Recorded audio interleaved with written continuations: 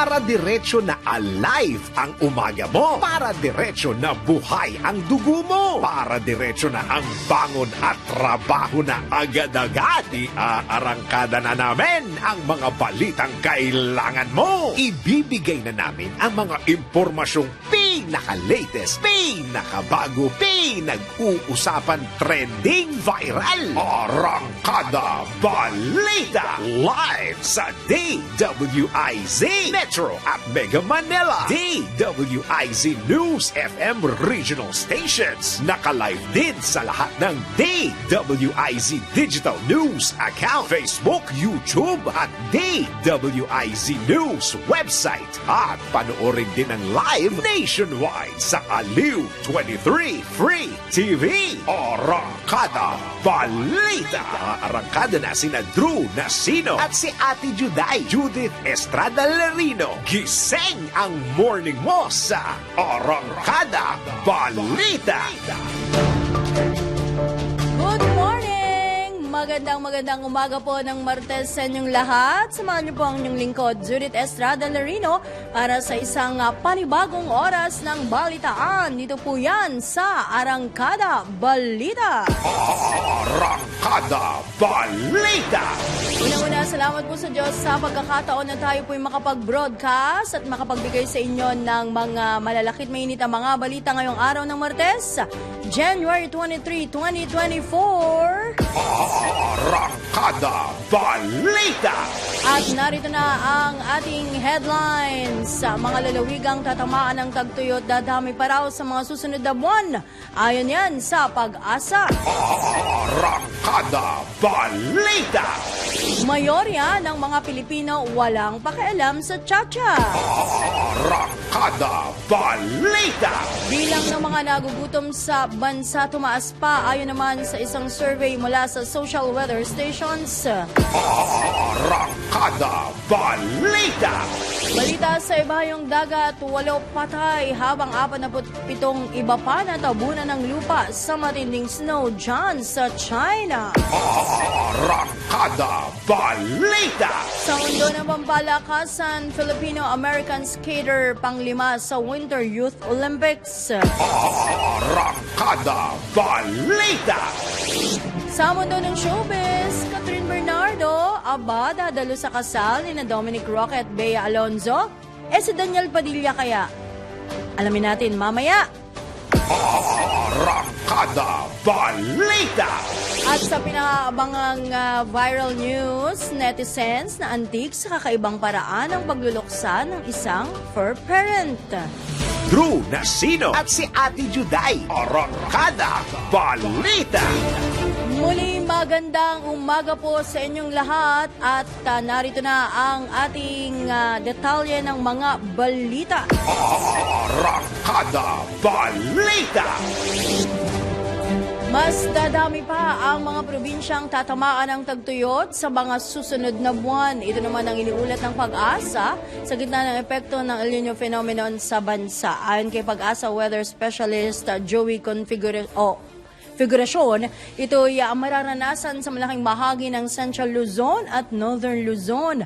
Dagdag pa ni Weather Specialist Figurasyon na posibleng magbawas ng tubig na isinusupply sa mga kawahayan dahil sa inaasahang pagbaba ng water level o antas ng tubig sa mga dam. Arangkada Balita. Ipinagutos ng Malacanang ang muling pagbuhay at pagbuo ng Task Force El Nino batay sa Executive Order No. 53 na pirmado ni Pangulong Ferdinand Bongbong Marcos Jr. Kinakailangang ipatupad ng pamahalaan ng short at long-term solutions para matiyak ang seguridad sa pagkain, tubig at enerhiya dahil sa inaasahang matinding epekto ng El Nino. Kailangang masiguro na mapapangalagaan ang kabuhayan at mapapabuti ang disaster and climate resilience ng bansa. Samantala kabilang sa kapangyarihan na tungkulin ng task force ang mag-review, magrepaso at mag-update kung kinakailangan ng Strategic El Nino National Action Plan na magsisilbing komprehensibong Disaster Preparedness and Rehabilitation Plan kaugnay sa El Nino. Arangkada Balita!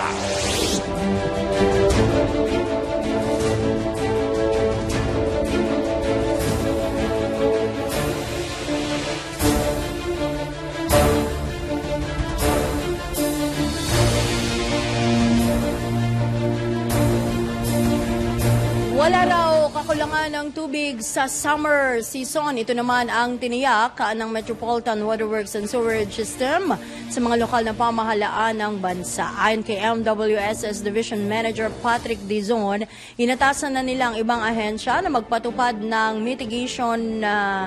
mitigating measures noong nakalipas na taon. Magguntang hiniling ng MWSS sa National Water Resources Board na taasan ng water elevation ng Angat Dam mula sa 212 hanggang 214 meters. Dagdag pa ng MWSS official, ang karagdagang 2 metro ay titiyak ng sapat na supply ng tubig sa panahon ng tag-init. Una nang inatasan ng Department of Interior and local government ang mga LGU na hikayatin ang kanilang constituents na magtipid ng tubig. Arangkada Balita!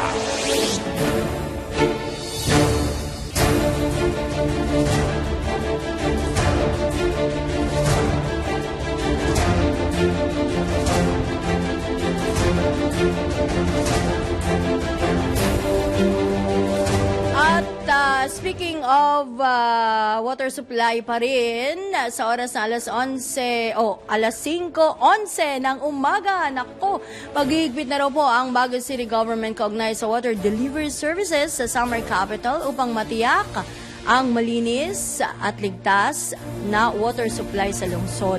Ito'y matapos ang diarrhea outbreak kung saan daan-daang biktima ng diarrhea ang naitala po ng Health Department dyan sa Baguio City. Inahig naman ng local government na ang tubig mula sa mga balon at ilang water delivery companies ang pinagmula ng kontaminasyon. Kaugnay nito, pinagutos na ni Baguio City Mayor Benjamin Magalong ang paglikha ng Safe Drinking Water Task Force upang tugunan ang problema. Anya, sinisilip na ang liability and culpability ng mga pinagmulang tubig at maaring maparusahan ang mga ito. Inilalatag na rin ng Baguio City ang listahan ng accredited water delivery companies upang tiyakin ang kaligtasan ng mga residente laban sa hindi rehistradong water services. Arangkada Balita!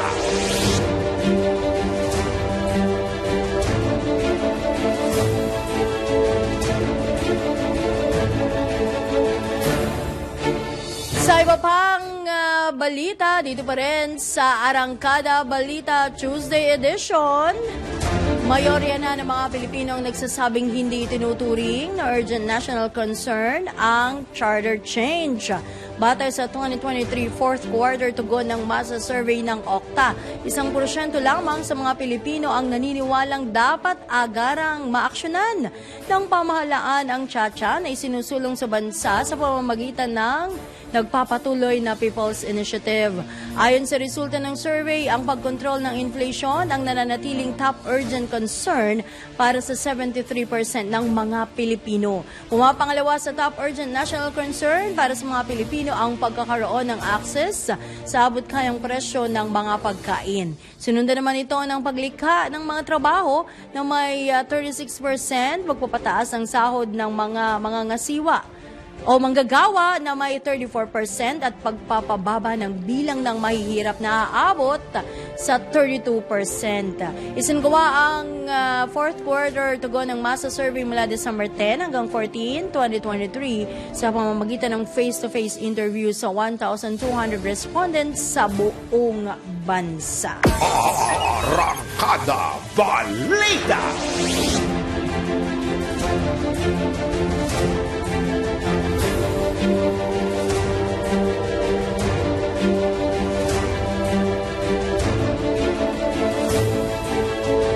Sa kaugnay pa ring balita, 14 na minuto makalipas ang ikalima ng umaga. Duda naman itong si retired Supreme Court Senior Associate Justice Antonio Carpio sa pagpapatuloy ng pagsusulong ng charter change sa pamamagitan ng People's Initiative. Ayon kay retired Senior Associate Justice Carpio, hindi maaaring gamitin ang People's Initiative upang alisin ang check and balance sa gobyerno. Kabilang dito ang panukalang vote jointly o pagboto ng Senado at Kamara na magkasama at hindi magkahiwalay. Dagdag pa ng dating maestrado, maaaring makwestiyon ang naturang People's Initiative sa Korte Suprema. Arangkada Balita!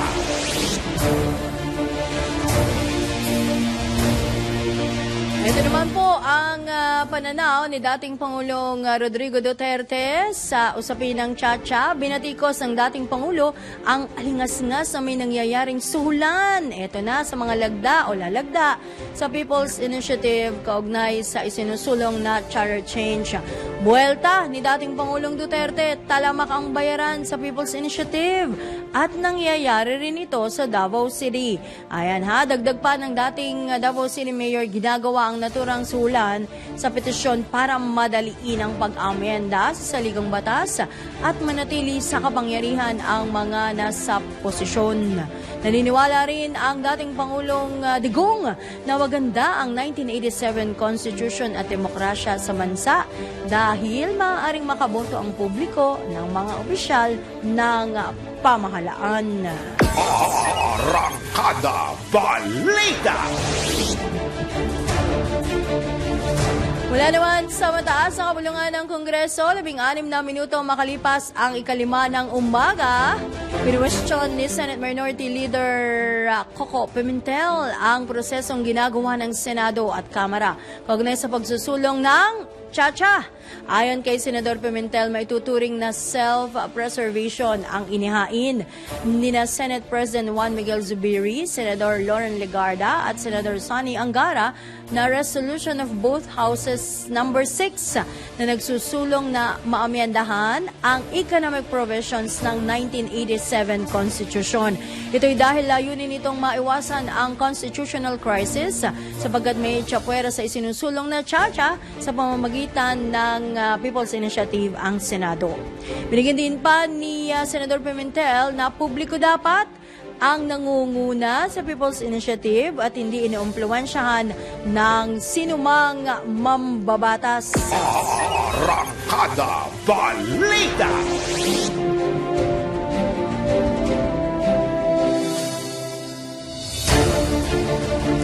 Isang senador pa rin nagpahayag ng kanyang pananaw sa usapin ng Chacha. Naku, humihingi raw po ng gabay sa Diyos itong Senador Cynthia Villar dahil sa painit na anyang talakayan kaugnay sa charter change. Hiling ni Senador Villar sa Diyos sa kanyang opening prayer sa sesyon ng Senado na bigyan ng pangunawa at lakas ng loob ang mga senador habang pinag-uusapan o pinag-iisipang maigi ang hakbangin sa pagbabago ng Chacha. Gayun din ang pagpapanatili ng integridad sa konstitusyon at itaguyod ang check and balance na nagpapatibay sa demokrasya. Bukod dito, pinagdasal din ng senador na magkaroon ng vigilance para maprotektahan ang bansa mula sa anyay perils of self-interest and deceit. Arangkada Balita!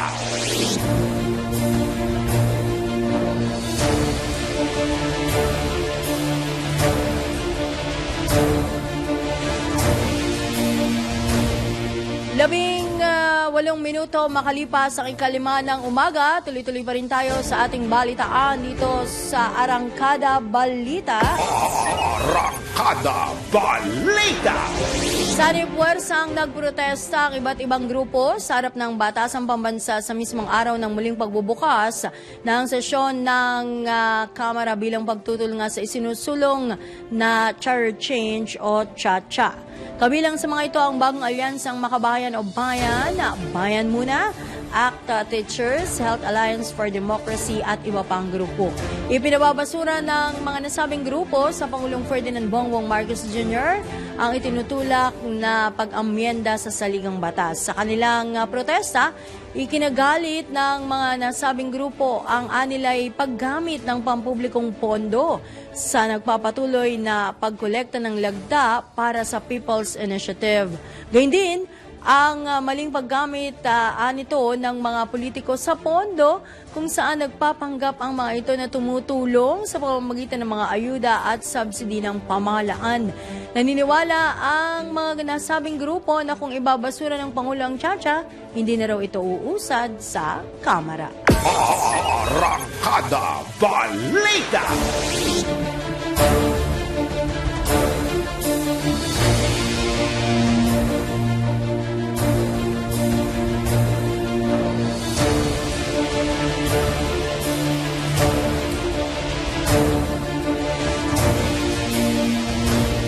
Samantala, kuha tayo ng update kaugnay sa magiging taya ng panahon sa mga araw na ito ng Tuesday. Sa oras pang alas 5:20 na ng umaga, nasa linya po si Ka-Obet Badrina ng Pag-asa. Ka-Obet, good morning! Magandang umaga, Ma'am Judith. Magandang umaga sa lahat ng mga tagapakinig natin. Sa ngayon, wala tayong minomonitor na low pressure area o kahit bagyo sa loob at labas ng Philippine Air Responsibility. Posible nga hanggang weekend, medyo maliit yung chance magkaroon tayo ng bagyo. Pero pag-iral ng northeast monsoon o amihan ang magdadalahon ng mga mahihinang sa katamtamang pag-ulan, partikular na sa area ng Cagayan Valley Region, Cordillera, kasama yung mga lalawigan ng Aurora at Quezon. Sa nalalabing bahagi ng Northern Luzon, yung Ilocos Region, kasama din yung Central Luzon, Calabarzon at Metro Manila, posible yung mga ambon o mga pulupulong mahihinang pag-ulan at sa nalalabing bahagi nating bansa na pwedeng may mga pagkidlat pagkulog. May nakataas tayong gale warning sa mga baybayin ng Northern Luzon, yung Ilocos Region, tsaka yung Cagayan Valley Region. Posible ho na magiging maalon yung karagatan, kaya delikado na maglayag yung mga maliliit na sasakyan pandagat at maliliit na mga bangka sa mga kababayan natin. Lalong-lalo na yung mga mangista na may maliliit na mga bangka, iwasan mo ng pumalaot sa mga nabanggit na lugar sapagkat inaasahan nga natin ang malaking pag-alo ng karagatan. At yan ho ang lagay na ating panahon kung saan... Ka-Obet? Yes po. Oo, bago ka mag-extra ha. Ano yung nabanggit mo? Possibly magkaroon ng bagyo? Tama ba ako? Hindi po, wala po. Wala po wala. tayong bagyo, wala po. Ang binabanggit ko po ay gale warning. Gale Ito yung babala warning. ng malakas na pag-alo ng karagatan. Oo, kasi medyo maulan-ulan na naman ulit no. Pero hindi na ganun kalamig Tama yung sinabi mo last week no na parang paunti-unti na po no yung pag-subside ng malamig na hangin. Although posible pa rin namang lumamig pagdating ho ng February kasi actually po ang peak na amihan ay mula January, February po. Oo, yun naman. Pero ngayon parang mainit-init na no? Pero malamig pa rin kung tutuusin, no? Oo. Agwat po na temperatura natin dito sa Kamay Nilaan, nasa 23 to 31 degrees Celsius. So, 23 to 31. Malamig po yung mga gabi. Oo, malamig nga sa gabi. Naulan pa nga, di ba? Anyway, naku, maraming salamat Ka-Obet at kami hihingi pa rin ng mga updates sa inyo, syempre, sa mga susunod na araw. Ha? Salamat! Opo, maraming salamat, Ma'am Judy. Good morning! Yan po mga kaibigan, ang Senior Weather Specialist mula po dyan sa Pag-asa, si Ka-Obet Badrina. Arangkada Balita!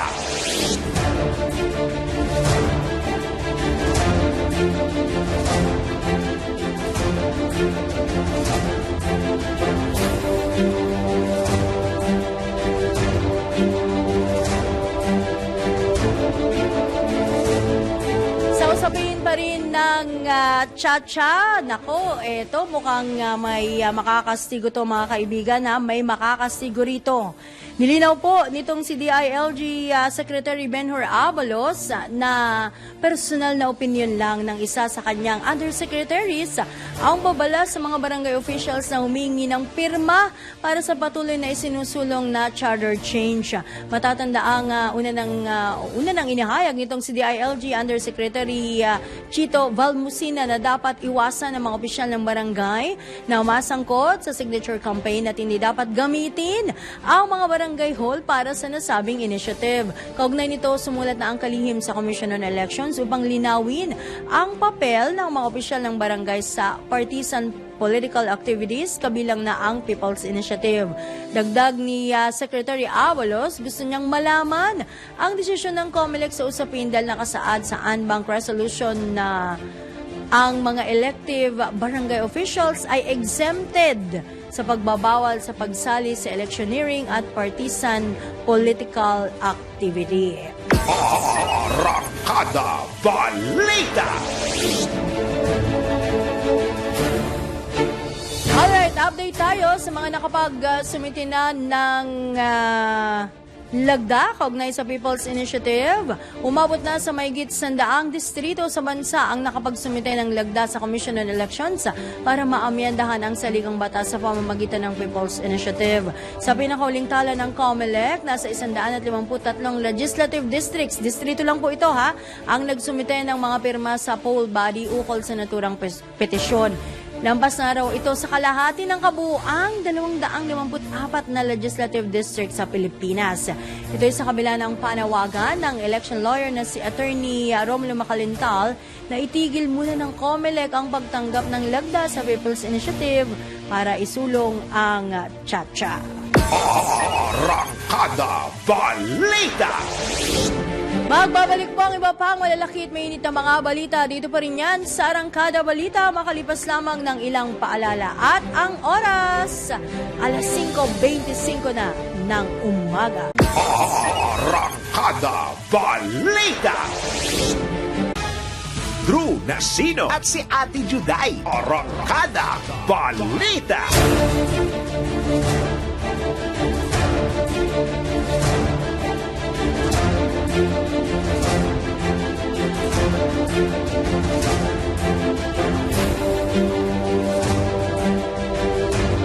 Balik tayo mga kaibigan sa ikalawang sigwada ng ating balitaan dito sa Arangkada Balita. Arangkada Balita! Gising-gising na dun sa mga papasok. Ayan, dun sa mga papasok sa eskwelahan at kanilang mga trabaho, may mga maagang pupuntahan. Aba, baka malate po kayo kaya gising na. At sa oras na alas 5:30 ng umaga, kuha tayo ng mga reports mula sa ating DWIZ Patrols.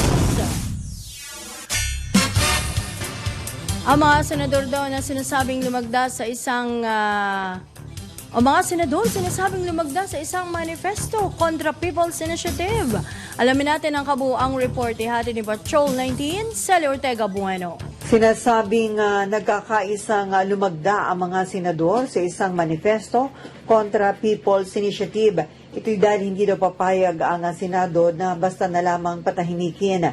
Ang sinasabing nakasaad sa naturang manifesto na muling maninindigan ng Senado bilang huling baluarte ng demokrasya. Binabasura daw ng mga senador ang anilang lantarang pagtatangka na labagin ang ating konstitusyon at ang Senado sa kasaysayan ay laging unang target daw ng mga naglalayong pahinain ng ating demokrasya. Sinasabi ngayong araw, isa sa publiko kung ano ang nilalaman ng naturang manifesto kontra People's Initiative na halos daw nilagdaan ng mga senador o lahat ng senador kabilang na ang dalawang minority senator. Ito sa Patrol 19, Celi Ortega Bueno para sa DWIZ, nagbabalita ng tama, naglilingkod ng tama. Arangkada Balita! Samantala, dalawang manufacturers ng traditional na disenyo ng jeep, nag-apply na raw po sa DTI kaugnay dito sa PUV Modernization Program. Alamin po natin ang mga detalye niyan. Ihahati ni Patrol 13 Gilbert Perdes. Patuloy na makikita ng mga Pilipino at mga turista ang pamamasada sa mga lansangan ng tradisyonal na disenyo ng jeep. Sa bagong Pilipinas ngayon, public briefing sinabi ni Office of Transportation Cooperatives Chairman Jesus Ferdinand Ortega na maliban sa mukhang minibus na itsura ng modern jeepney, meron ng dalawang traditional jeepney na disenyo ang nag-apply daw sa DTI para sa modernization program. Pasok daw sa standards ang dalawang local manufacturers na ito at sa katunayan ay nihikayat na nila ang iba pang mga gumagawa ng mga kaparehong traditional na jeepney na mag-apply na rin. Matatandang noong December 31 pa ng nakarang taon natapos ang deadline para sa consolidation para sa PUV Modernization Program. Patrol 13, Gilbert Perdes para sa Himpilang Metodong Lakas. DWIZ nagbabalita ng tama, naglilingkod ng tama. Arangkada Balita! Samantala, kuha tayo ng latest mula naman sa mababang kapulungan ng Kongreso. Alamin natin na ulat ni Patrol 11, Tina Nolasco. Itinalaga ng mababang kapulungan ng Kongreso si Quezon 2nd District Representative David J.J. Suarez bilang bagong Deputy Speaker ng 19th Congress. Ito ang inanunsyo ni House Majority Leader Manuel Jose Dalipe sa unang araw at pagbabalik sesyon ng Kamara nitong Lunes, kung saan pinalitan ni Suarez bilang House Deputy Speaker si Batangas 6th District Representative Ralph Recto na una nang itinalaga bilang bagong kalihim ng Department of Finance. Kasabay nito, inanunsyo na pansamantalang tatayong caretaker ng ika-6 na distrito ng Batangas o ang naiwang distrito ni Recto, si House Speaker Ferdinand Martin Romualdez. Ito si Patrol 11, Tina Nolasco para sa impilang metodong lakas DWIZ, nagbabalita ng tama, naglilingkod ng tama. Kapag may bagong balita, naka-on air agad-agad DWIZ Patrol Report! Eto naman mga kaibigan sa mga... para makapaghanda na sa pag-iipon ng tubig. Dahil ilang lugar pa sa Metro Manila makakaranas ng water service interruption.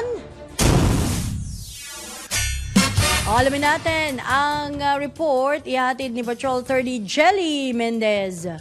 Umpisahan na ang pag-iipon ng tubig dahil muli na namang makararanas ng pagkaantala sa supply ng tubig ang ilang lugar sa Metro Manila. Sa abiso ng Manila Water Services, ikakasa ng kanilang mga tauhan ang leak repair, line meter and strainer declogging at ang line maintenance activities sa ilang mga lungsod. Sisimulan ang pagkaantala sa supply ng tubig mamayang alas 9 ng gabi, natatagal hanggang alas 6 bukas ng umaga. Apektado ang ilang lugar na sakop ng Marikina City, Pasig City, Quezon City, Makati City at ang San Juan City.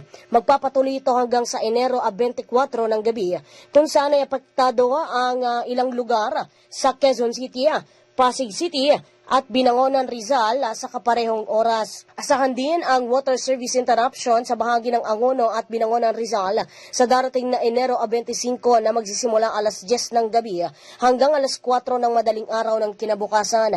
Pinapayuhan naman ng mga residente sa mga nabanggit na lugar na paghandaan ang pagkaantala sa supply ng tubig at mag-ipon lamang ng tamang dami hanggang sa maibalik sa normal ang supply nito. Ito si Patrol 30 Jelly Mendez nag-uulat para sa impilang metodong lakas sa DWIZ, nagbabalita ng tama, naglilingkod ng tama. Arangkada Balita! Tuloy-tuloy tayo sa mga balita. No choice ang Commission on Elections. Ito naman ang panindigan ni COMELEC Chairman George Erwin Garcia kaugnay sa pagtanggap ng poll body ng mga lagda sa People's Initiative upang maisulong ang charter change. Ayon kay Chairman Garcia, nakabatay sa Resolution number 10650 ang kanilang pagtanggap ng pirma sa naturang petisyon. Pag-question pa ng poll body chief, bakit sila tatanggap ng dagdag trabaho kung wala naman ito sa kanilang mandato. Arangkada Balita!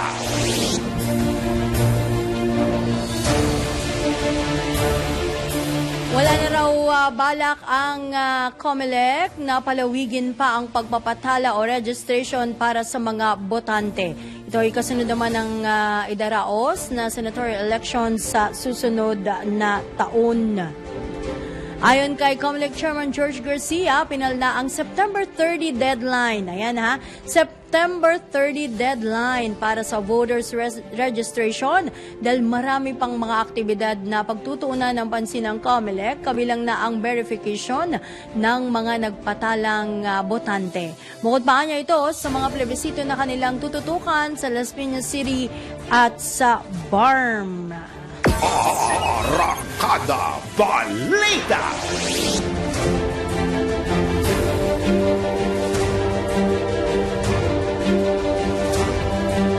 Sa ibang balita, medyo malungkot natatakot ito dahil dumami raw po ang bilang ng mga Pilipinong nagugutom. Matay naman ito sa survey ng Social Weather Stations kung saan umabot sa 12% o 12.6%, halos 13% ang mga pamilyang nakaranas ng involuntary hunger o walang makain nitong nakalipas na buwan kumpara sa 9.8% noong September 2023. 11.2% sa mga ito ang nakaranas ng moderate hunger o minsang kagutuman, habang 1.4% naman ang nakaranas ng matinding kagutuman. Gayunman, bumaba ang bilang ng mga nagugutom sa Metro Manila sa 12.7% mula sa 17.3%. Aba, Arangkada Balita! malaki-laki yan dito sa Metro Manila. From 17.3% naging 12.7% na lamang. O dapat hindi lang sa Metro Manila, kundi sa iba pang bahagi o sa buong Pilipinas sana bumaba na po ang bilang ng mga Pilipinong nagugutom o wala ng Pilipinong magugutom. Arangkada Balita! Sa ibang balita, ano ba ito? Tuloy-tuloy na ba ang pagtaas ng Pinoy Pandesal? Naku, yan pa naman ang paboritong pang-almusal ng mga Pilipino, Teka muna, eto nga, nakatakdang magtaas presyo na ang mga panadero para sa pandesal at Pinoy Tasty Bread. Ayan, to'y dahil na rin sa pagtaas ng mga presyo ng kanilang ingredients o ginagamit sa production ng mga pandesal. Ayon po kay Samahang Panadero ng Pilipinas President Chito Chavez, magdadagdag ng 20 centavos ang mga panadero para sa pandesal at habang 2 pesos sa dagdag naman dito sa presyo ng Pinoy Tasty. Una nang inaprubahan ng Department of Trade and Industry ang 2 pisong pagtaas halip na 4 pesos na mungkahi o una ng mungkahi ng mga manufacturer. Dagdag pa ni Chavez, mas paliliitin na lamang ang mga tinapay kung hindi kayang itaas ang presyo. Nabatid na ang presyo ng harina ay tumaas sa 950 pesos kada bag mula sa dating 700 pesos. Samantala, ang ilang mga manufacturers naman, pinahintulutan ng bawasan ang bigat o mga nilalaman ng kanilang mga produkto. Ito yung ipaulit na natin, sa bawat pack, habang pinapanatili ang presyo sa tinatawag na ilang ekonomista na shrinkflation.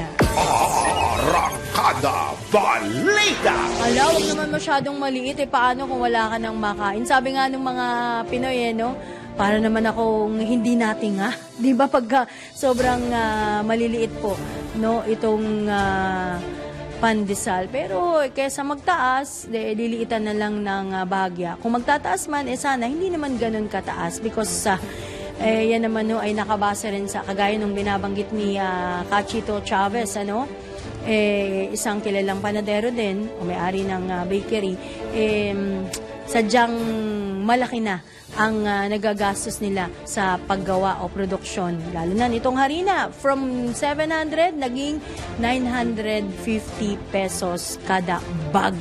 Arangkada Balita!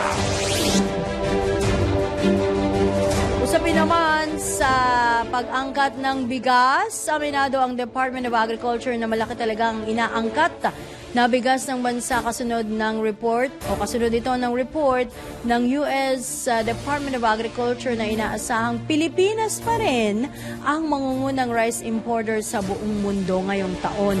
Ayon kay Agriculture Assistant Secretary Arnel de Mesa, umabot sa 3.8 million metric tons ang ini-import na bigas ng bansa o ini-import na bigas ng bansa noong 2022. Bagamat habang bumaba naman nung sumunod na taon na nasa 3.5 metric tons. Tinitingnan din ng DA kung bababa pa ang inaangkat na bigas ng bansa dahil sa pagganda nga ng produksyon ng nakalipas na taon. Gayunman, sinabi nitong si ASEC de Mesa na malaking hamon ngayong taon kung gaano kalaki ang volume na inaangkat ng bansa. Arangkada Balita!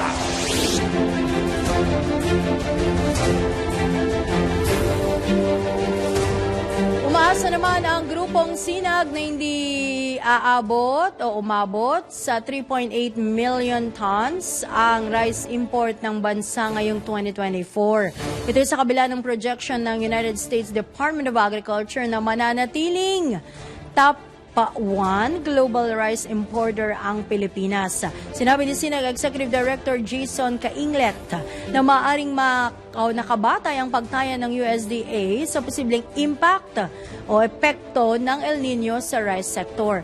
Dahil dito, critical anyang matugunang mabuti ng Department of Agriculture ang hamon ng tagtuyot, lalo na sa rice-producing areas.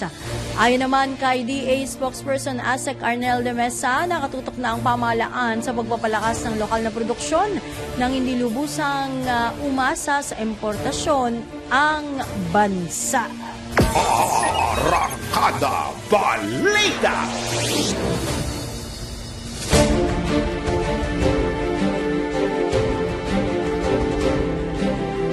Sa oras na alas 5:43 ng umaga, usaping red tide. Positibo po sa red tide ang dalawang karagatang bahagi ng lalawigan ng Samar. Ito naman ang kinumpirma ng Bureau of Fisheries and Aquatic Resources o BFAR matapos magpositibo sa paralytic shellfish poisoning ang mga sample ng shellfish meat na nakolekta mula sa San Pedro Bay sa Basay, Samar. General MacArthur, Kinapondan, Hernani at Salcedo dyan sa Eastern Samar. Sinabi ng Fisheries Bureau sa ng BFAR na bukod sa pagbabago ng tubig, ilang salik din ang naging sanhi ng pag-ulit ng red tide sa dalawang lugar. Nabatid na wala namang shellfish ban sa rehiyon, subalit panawagan ng BFAR sa publiko na iwasan ang pagbebenta at pagkain ng lahat ng uri ng shellfish, partikular na ang alamang o hipon, mula sa mga nabanggit na karagatan. Ayan, ang mga isda, pusit, hipon at alimango, naku, sarap naman ito, umagang-umaga ha, ay ligtas naman daw kainin ng tao. So, ligtas kainin, pero kailangan dapat hugasang mabuti at lalo na ang kanilang mga lamang loob tulad ng hasang at bituka na inaalis bago lutuin. Regular na rin sinusuri ng BFAR ang mga sample ng tubig sa pamamagitan ng regional laboratories nito upang matiyak na ang mga shellfish na nakuha mula sa iba't ibang mga look at ay ligtas para sa pagkain ng tao. Arangkada Balita! Magbabalik po ang iba pang mga balita dito pa rin sa Arangkada Balita. Makalipas naman po yan ng ilang paalala. At ang oras, alas 5:45 na ng umaga.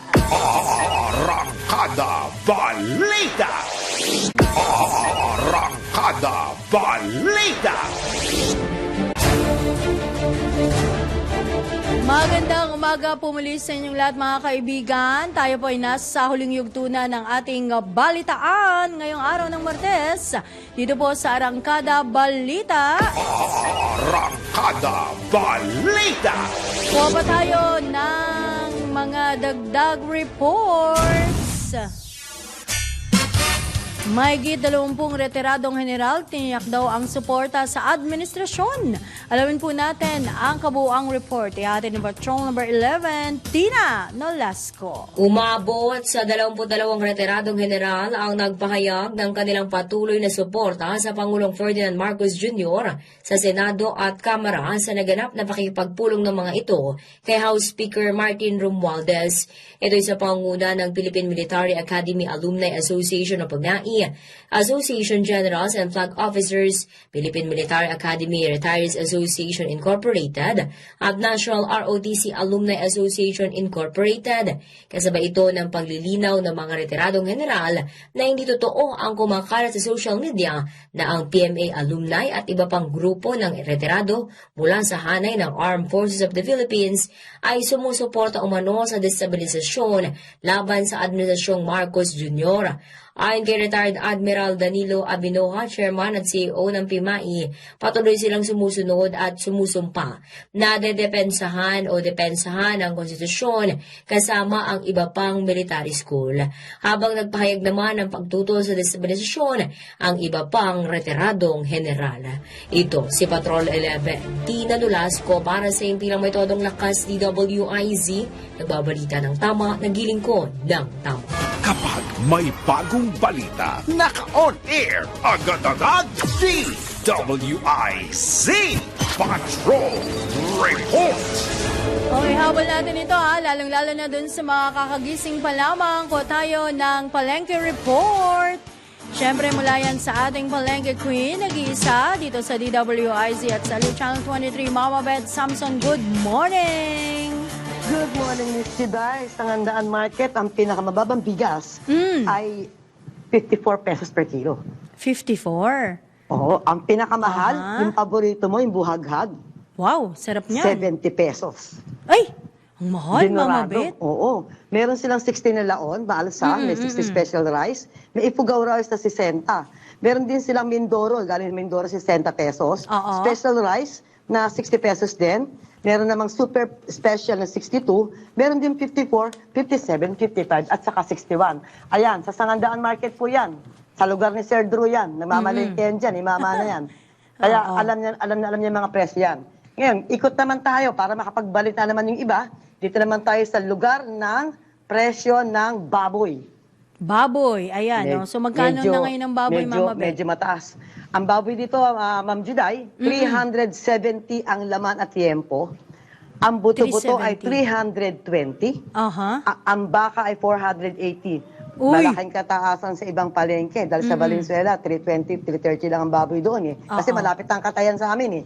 Malapit ang katayan sa amin. Ay, mas mura Ayan. pag malapit sa inyo, Mama Beth, doon ka bumili, di ba? Pwede naman yun, no? Opo, pwede naman yun. Kaya lang, kanina madaling araw, nag-ikot na ako dyan sa Sangandaan at bumalik ako sa palengke ng Malinta para maikumpara ko. At palengke sa amin, nilalakad ko lang Oo. Talaga namang pagdating Yes po. sa baboy, medyo mababa kami dito. Pero sa gulay at saka sa isda, hindi naman nagkakatalo ang presyo. Sa bigas naman, dito sa Valenzuela, meron pa mga 50-52. Diyan naman sa Sangandaan. Pero ang gaganda naman, in fairness, ang gaganda naman ng bigas sa Sangandaan. Uy. At Oo. saka, meron diyang timbangan bayan. So, ayan, meron tayong sa baka, 480. Gilid sa may parte naman ng gulay. Gulay. Ayan na, gulay Ayan, na, Mama Beth. hindi Oh. pa rin nagagalaw ang presyo ng repolyo. Hanggang ngayon, Ma'am Juday, 45 to 50 pesos pa rin. Ay, ang gaganda ng repolyo, napakagaganda. Naku, sarap magnilaga niyan, Mama Beth. Tsaka ano? Opo, lalo kung buto-buto, ano? Buto-buto, oo. Oo, buto-buto. Ang sarap. Tapos, Gutom tuloy talagang ako. panang Ano ba tube, yan? ano? Oo. Tapos yung sayote, bumaba pa nga eh. Yung 40, naging 38 pa. Sarap mag-chapsoy, ano? Yes. Oo, di ba? Ang Diba? talong, tumaas ng 20. Uy, ang mahal naman. Ang laki naman. 20. Kasi, naging 120 ang talong na kahapon 100 lang eh. Oo. Yung kamatis na nanatiling 70, pulang-pula na yan. Opo, oo. Medyo mababa naman ang sibuyas sa Kandaan dahil meron silang 120 hanggang 140 para yung pula at saka yung puti. Patatas pareho rin. Kamanaba, presyo ng patatas 120 from 160 to 140 nung nakakaraang holidays. Bumaba rin ng carrots, Ma'am Juday. Talagang pwede mag-chapsoy. 80 pesos, ang gaganda pa, ang lalaki. Yung siling haba, 90 pesos yung pamaksiw. Yun, sarap Pero- din yan, paksiw, Mama Beth. Taksiw. Oh, Pero nako. aare ka naman, Ma'am Julie, sa presyo ng siling labuyo. Kukunti ang meron dito, 2 pwesto lang. Eh di magkano? Dahil 330 pesos ang kilo ng siling labuyo sa Caloocan, maging sa ibang palengke ng Kamanaba. 330? 330, Diyos may nag-350 ilang pa ng piraso isang lang araw. mga bibili mo, sa halagang 10 piso, baka dalawa lang ba, tatlo? 2 piraso pag Oh, malaki, ano ba yan? pag mamaliit, 3 pirasong siling labuyo para makapagsawsoka. Eto, Eh, ito masarap na din sa naman isdaan. yun. Isda. natin. Yung tilapia natin, nananatiling 150 ang Batangas. Wala pa rin yung isang klaseng tilapia na puti. Yung bangos, mataas kasi taglamig eh. Yung 200, meron 220 at may 240. Yung 240 malalaki na yan, depende sa laki. May pink per salmon kilo. pala, Mama Beth, nakita ko. Oh. Tsaka yung fresh tuna daw. Oh. Naku. Yes, yung fresh tuna na yan, ito. 280. Ang ulo, 180. Yung kanina, Ayan. oo. Yung talakitok, 300. Ang ulo naman, 180. Pwedeng sinigang sa miso. Miso, uy, masarap din yun. Yes, yung pink salmon, yung ulo, 100 per salmon. kilo. Yan. Dalagang bukid yung lapad, medyo mataas, 380. Ang lapu-lapu na napakaganda ng presyo na 600. Naku po. Ayan. Ang maya-maya, Pero 380. serve kasi, oo. Pero pwede ka magbisto rin ng 150. Napakamura naman ng alamang dito. 20 lang ang 1/4, so 80. Sabi nga, wala namang red tide. Hugasan mo lang. Sabi mo nga kanina, hugasan lang na maigi. Oo, Pwede dyan na sa anin kainin. lang di naman ba? yun. Pero ingat pa rin tayo, ha? Ingat pa rin tayo. Oo, dyan sa Yung summer. hipon, medyo mataas, 360 hanggang 400. Depende sa laki. Opo, Ayan. oo. Yung manok nga pala, hindi ko nasabi. 200 Ay, manok, oo. dito sa Sangandaan. 200. 180 sa iba. Pero ang paa naman dito ay 150 to 160. Pero magaganda naman. Nakamanicure na yung paa dito eh. Sabay Wala ganun nang kuko. So sa itlog. Sa itlog tayo. Itlog, my ayan, egg. itlog. Bumaba, Ma'am Juday. Ang sarap na mag-leche plan, tsaka mga escabeche, tsaka Pwede yung na. mga Pwede na ngayon, sarsyado. Mama Bet. Pwede na. Actually, Oo. last week pa pwede na eh. Oo. May 3.20 na. Pababa naman na Diba? kasi, oo. May 3.20 na. So, 6.70 Ayos lang na yung ang isa. 3.20, ha? Mama Bet. Okay na rin, yun. pwede na rin. Kung, Pwede kung na. mahina, pwede mo namang iprito lang yan. O kaya, Scrambled. i-scramble mo. Scramble, yeah. May pandesal ka. Yes. Hanggat mura pa ng konti. So, sunod na araw patataas ang pandesal. Oo nga. Yan. May 8, may 7, merong 7.50 isang, bali 4 ay 30. Yung 9, napakalaki. Napakalaki. Yun, Ay, tignan mo na yung itlog na pula, Ma'am Juday, 15 pesos, napakaganda. Oo, diba? sarap nun. Itlog Ayan. na pula, tapos lagyan mo ng kamatis. Yung binanggit mo kanina, Mama Bet, yung mapula-pulang mura kamatis. diba? Itlog na pula at kamatis, talo-talo lang, mainit ang kanin mo, kahit lamig ng kanin, kakain ka na. Pwede. Diba? May Diba? asin ka lang dyan. Huwag na patis, asin na lang. Oo, tama. Asukal, bumaba rin ng asukal dito, Asukal, Ma'am Juday. oo. Good news naman, sa bigas na naman nagkakaproblema sa lahat ng palengke. Pero pagdating sa asukal, uy, mura, Ma'am Juday. Yung puti, 84 na lang, ito yung 92 ng Kapaskuhan. Oo, malaking kabawasan yan, Mama Bet. 84, di ba nakita niyo yung mga asukal na pinapaikot ko, may presyo pa, di ba? Yung segunda, 80 pesos na lang. At saka yung negro, 86. Mas mahal yung negro, yung asukal, yung panchampurado, tsaka yung ginagawang biko. Ayan. Oh, nako, very comprehensive. Comprehensive ang Yes. report ni Mama Bet. Wala ka nang hahanapin pa. Wala, Kung gusto mo nandyan ang kung lahat. mas mataas Patuloy dun pa sa rin kanilang tayo magmonitor. Siyempre, nandyan kayo sa Oo, IDS at Mama sa Bet. Ali 23. Sangandaan. Ako pa rin, si Beth Sabson, Ayan. ang nag-iisang palengke queen ng DWIP, Alright. Ali 23. Nagbabalita ng tama, naglilingkod ng tama. At syempre, Ma'am Juday, Yes! nagbabudget ng tama. Correct! Ayan mga kaibigan, sabi ko nga ho, lahat nilibot ni Mama Bet, doon sa binanggit niyang mga presyo, kung sa tingin nyo ho ay mas mahal doon sa inyo, di pwede kayong pumunta dyan kung malapit lang kayo. Pero kung kayo na may palayo-layo, tas konting diferensya lang, doon na lang ho kayo doon sa malapit sa inyo. Anyway mga kaibigan, yan na po ang kabuuan ng isang oras nating balitaan dito sa Arangkada Balita ngayong araw ng Tuesday, January 23, 2024. At syempre, sa pangalan po ng buong puwersa ng DWIZ News and Information Center, ganyan din na Aliw Channel 23. Sa pangalan muli ni Drew Nasino, ako po ang inyong lingkod, Judith Estrada Larino, nagbabalita ng tama, naglilingkod ng tama at katabayanan. Susunod na ang tandem. Kasama po si Drew Nasino at Senyor Ray Pacheco. Arangkada Balita.